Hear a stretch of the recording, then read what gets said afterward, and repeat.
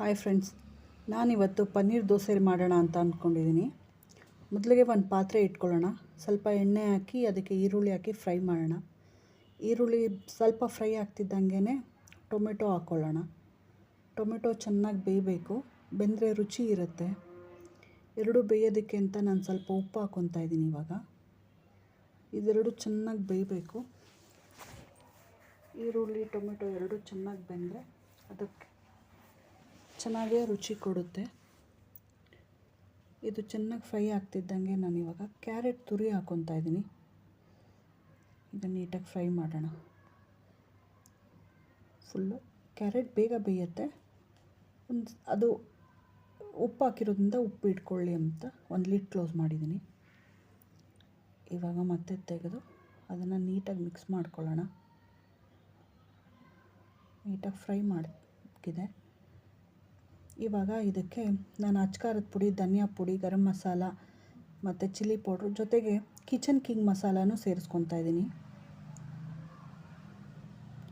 Mix ಮಾಡೋಣ ನೀಟಾಗಿ. ಇನ್ನೊಂದು ಸಾರಿ ನೀಟಾಗಿ ಮಿಕ್ಸ್ ಆಗ್ತಾ ಇದ್ದಂಗೆ ಈಗ ನಾನು ಪನ್ನೀರ್ ತುರಿದು ಇಟ್ಕೊಂಡಿದ್ದೀನಿ. ಪನ್ನೀರ್ ಹಾಕ್ಕೊತಾ ಇದ್ದೀನಿ. ಫುಲ್ಲು ಹಾಕ್ಕೊಂಡಿದ್ದೀನಿ. 200 ಗ್ರಾಮ್ ಪನ್ನೀರ್ ತೊಗೊಂಡಿದ್ದೆ, ಅದು ಫುಲ್ ಹಾಕ್ಕೊತಾ ಇದ್ದೀನಿ. ಈಗ ಸ್ಟವ್ ಆಫ್ ಮಾಡಿಬಿಡೋಣ. ನಾನು ಕೊತ್ತಂಬರಿನೂ ಸೇರಿಸಿದ್ದೀನಿ. ಎಲ್ಲ ಮಿಕ್ಸ್ ಮಾಡೋಣ. ಪನ್ನೀರು ಕೊತ್ತಂಬರಿ ಈಗ ಹಾಕಿರೋದ್ರಿಂದ ಎಲ್ಲ ನೀಟಾಗಿ ಮಿಕ್ಸ್ ಆಗಲಿ. ಉಪ್ಪಿನ ಅವಶ್ಯಕತೆ ಇಲ್ಲ, ನಾನು ಮೊದಲೇ ಉಪ್ಪು ಹಾಕಿದ್ದೆ. ನಿಮಗೆ ಬೇಕಂದರೆ ನೀವು ಹಾಕ್ಕೊಳ್ಳಿ ಎಕ್ಸ್ಟ್ರಾ. ಇವಾಗ ತವ ಕಾಯ್ದಿದೆ, ಅದಕ್ಕೊಂದು ಸ್ವಲ್ಪ ಎಣ್ಣೆ ಹಾಕಿ ಸ್ಪ್ರೆಡ್ ಮಾಡ್ತಾಯಿದ್ದೀನಿ. ನೀಟಾಗಿ ಸ್ಪ್ರೆಡ್ ಆದಮೇಲೆ ತವ ಕಾಯ್ದಿದೆ. ಈಗ ನಾವು ದೋಸೆ ಹಾಕೋಣ. ಇದು ನನ್ನ ಮೊದಲನೇ ವಿಡಿಯೋ. ಲೈಕ್ ಮಾಡಿ, ಶೇರ್ ಮಾಡಿ, ಸಬ್ಸ್ಕ್ರೈಬ್ ಆಗಿ. ಈಗ ನಾನು ಮೊದಲೇ ಪನ್ನೀರ್ ಪಲ್ಯ ಮಾಡಿ ಇಟ್ಕೊಂಡಿದ್ನಲ್ಲ, ಅದು ಹಾರಿರುತ್ತೆ ಇಷ್ಟರಲ್ಲಿ. ಇವಾಗ ಒಂದು ಸ್ಪೂನ್ ಎಣ್ಣೆ ಹಾಕಿ ಅದ್ರ ಮೇಲೆ ಈ ಪಲ್ಯ ಹಾರಿರೋದನ್ನು ತೆಗೆದು ಇದ್ರ ಮೇಲೆ ಒಂದು ಸ್ವಲ್ಪ ಸ್ಪ್ರೆಡ್ ಮಾಡೋಣ. ಯಾವಾಗಲೂ ಮಸಾಲೆ ದೋಸೆ ತಿಂತಾ ಇರ್ತೀವಲ್ಲ, ಈ ಥರ ಒಂದು ಪನ್ನೀರ್ ದೋಸೆ ತಿನ್ನೋದು ಚೆನ್ನಾಗಿರುತ್ತೆ.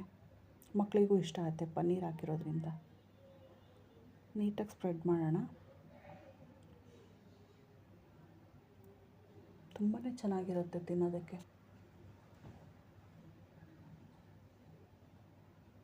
ನೀಟಾಗಿ ಸ್ಪ್ರೆಡ್ ಮಾಡೋಣ. ಸಿಮ್ಮಲ್ಲೇ ಇರಲಿ ಇದು.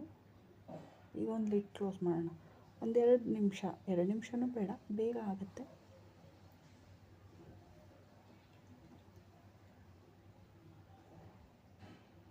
ಈಗ ನೋಡಿ ಎಷ್ಟು ಚೆನ್ನಾಗಿ ಬಂದಿದೆ.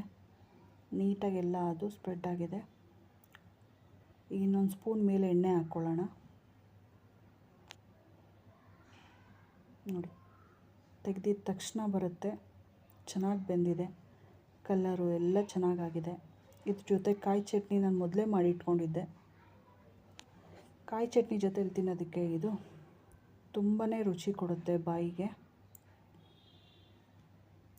ತುಂಬ ಚೆನ್ನಾಗಿದೆ. Thank you for watching.